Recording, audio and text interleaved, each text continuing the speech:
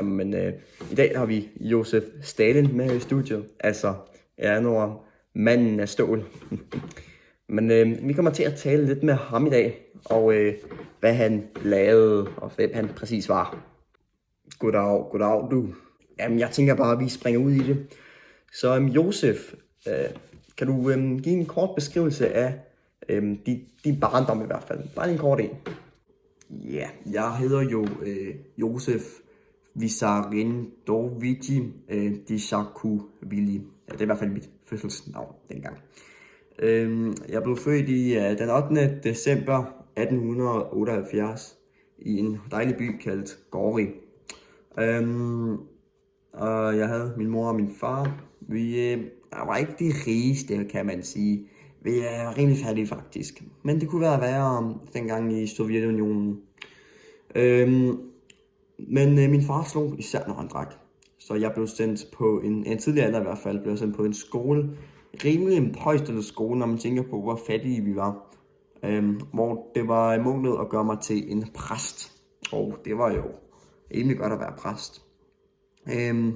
Og jeg klarede mig godt i karaktermæssigt, indtil jeg så fandt en gruppe, de marxistiske politiske gruppe, hvor der var meget politik i den gruppe, vi snakkede om. Og det var ikke helt lovligt dengang, for det gad kongen nemlig ikke af.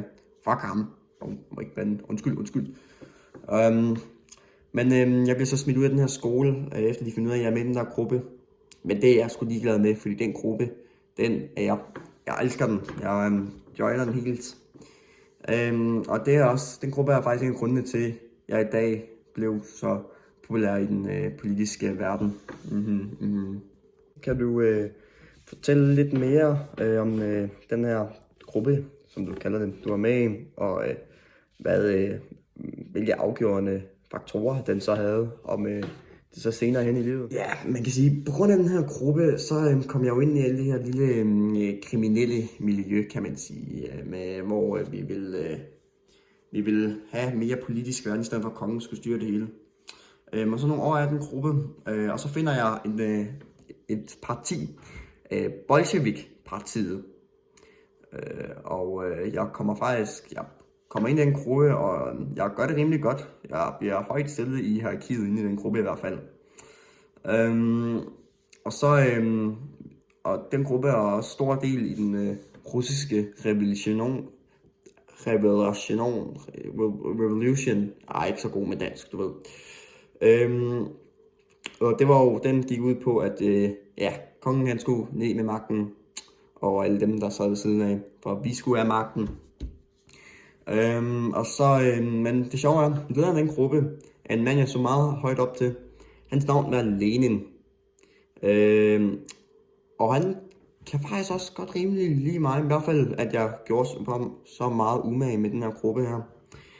Så efter den der revolution, vi lavede, så blev Lenin jo, man kan sige, han styrede Sovjetunionen, og det var kæmpe magt, og jeg var meget tæt på at være under ham. Så jeg havde også rimelig god magt, og det var en tidlig alder, jeg fik så meget magt, og det elskede jeg bare. Ja. Interessant.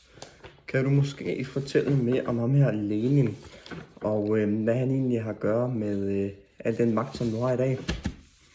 Det kunne være interessant at høre lidt om. Jamen, så dør Lenin jo i 1924. Og jeg er lidt ked af, at han dør, men vi havde lidt regnet med det. Han blev syg, alvorligt syg. Jeg manipulerede lidt folk og ændrede tider på hans begravelse, så nogle af dem, jeg havde, som der også var højt op i politiske verden, de nåede ikke til hans begravelse, men jeg gjorde, og jeg viste meget respekt. Så folket, de elskede mig rimelig hurtigt.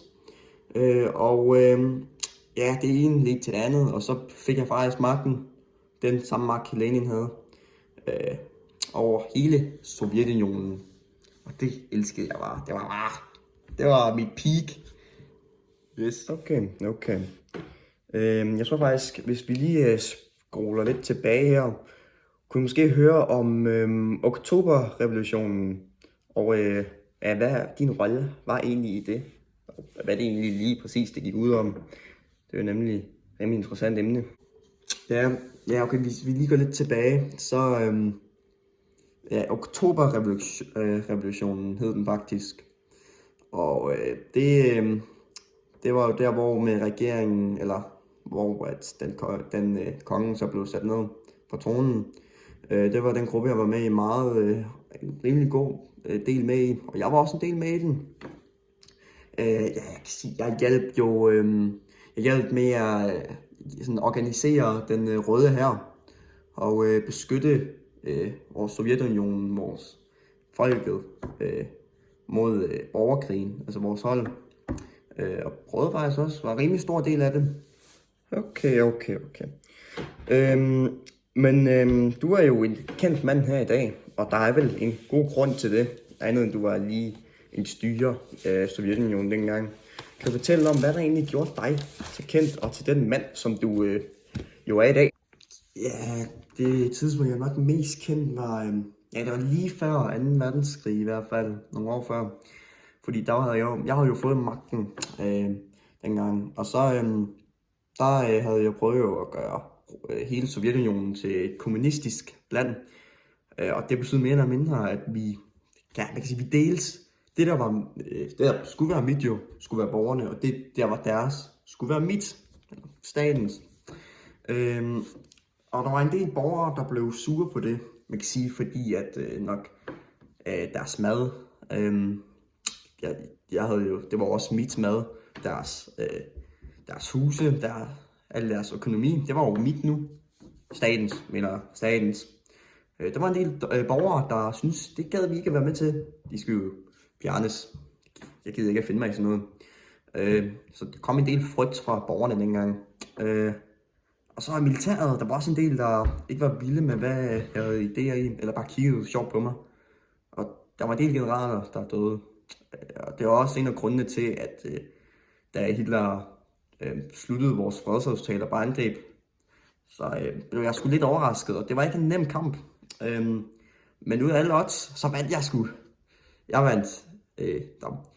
Mest fordi, at jeg tror nok, tyskerne er lidt mere sådan, måske skal vi ikke bare sætte vores mænd ud og dø i krigen, men det var sgu ikke mig, der skulle ud i den krig lige med, så jeg sandt bare hele vores Sovjetunionens krigere, de skulle bare ud, og vi havde jo stadig flere mænd end dem, så alligevel var sultne, så jeg tror lige døden ikke var det værste for dem jo, så den krig vandt vi sgu, i hvert fald da de prøvede at indsætte os, og så skulle vi lige have noget hævn jo, og så fjernede vi sgu nazierne, fucking nazier.